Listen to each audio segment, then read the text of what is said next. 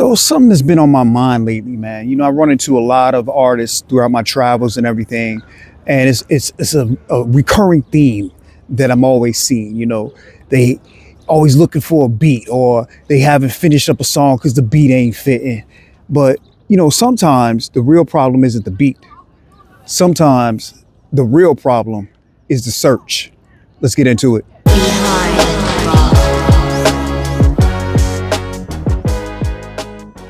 What it do, what it do. Listen, I go by the name of P the Politician, and my job is to give you game that you can use to build careers and not just go viral. So, I've been dealing with independent artists for about 20 years or so, and I've seen this pattern over and over and over again. Artists will hear a beat, they'll get inspired, they'll start imagining the song, and they might even write down a few bars, but then something happens and they hit resistance. The verse doesn't sound how they imagine, or the hook isn't coming together the way that they want it to, and the energy that they once felt when they first heard the beat, it starts to fade. So then what happens? You open another beat up and suddenly the spark comes back and your mind starts imagining another song, another idea, another direction, and without realizing it, you just restarted the entire process.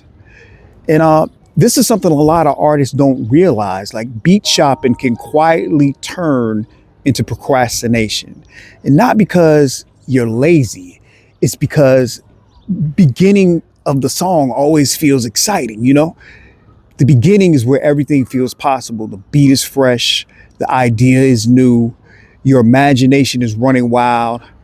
But once you get past that moment and you actually start building the song, that's when the real work begins. So writing forces you to make decisions.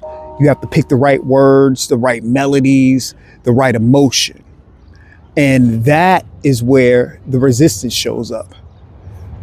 Because finishing a song means that people can judge it. You know what I mean? And who wants to be out here getting judged? Searching for another beat, it kind of keeps you feeling a little bit safe. You know what I mean? Because as long as the song isn't finished, it could still be perfect in your mind. But there's a hidden cost to that habit. Every time that you restart the process, you lose momentum. You lose reps, you lose confidence. It's kind of like going to the gym. You might be good to go for 2 or 3 weeks, and then you fall off for another month, and now you got to start all over again. You know what I mean? And the most important thing is you lose completed records. So in music, careers are built on finished songs. And here's something else that a lot of artists sometimes misunderstand. A beat isn't supposed to solve everything. A beat isn't magic. It's not supposed to write your lyrics. It's not supposed to fix your confidence. It's not supposed to give you identity overnight.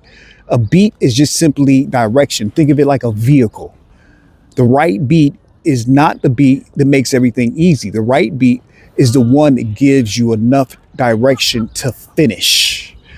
Think about it this way. Some of your favorite artists that you've heard, they may be on beats that you don't necessarily like. I hear that a lot about Eminem, but Eminem is without a doubt arguably one of the greatest MCs of all time.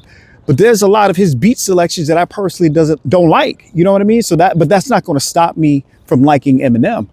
And a lot of times, when you're making music, man, who likes it is in the eyes of the beholder. There's so many artists out there, my favorite artists, that my favorite songs that I personally like, the artist is telling the world that they hate it. You know what I mean? And that's kind of the difference right there. So, if you're an artist and you find yourself constantly searching for beats, but rarely finishing the songs, try this. For your next project, only choose 3 beats.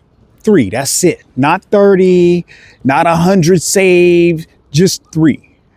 When you limit your options, your brain starts searching, when you limit your options, your brain stops searching and starts creating. Choose one of those beats and make the promise to yourself that you're going to commit to finishing the record. And no, it don't have to be perfect. Just finish. Because the real growth doesn't happen when you start songs. It happens when you complete them.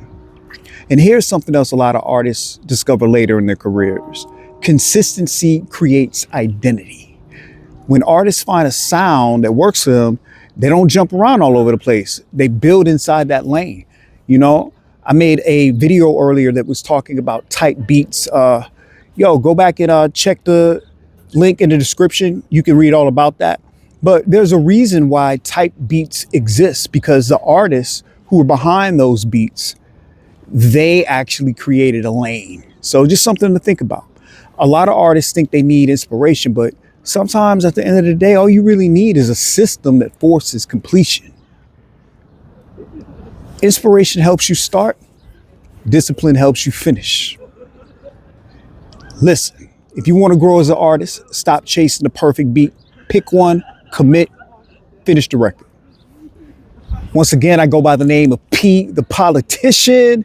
Shouts out to Daniel J. Scott. He coined the phrase, don't get mad, get motivated. One.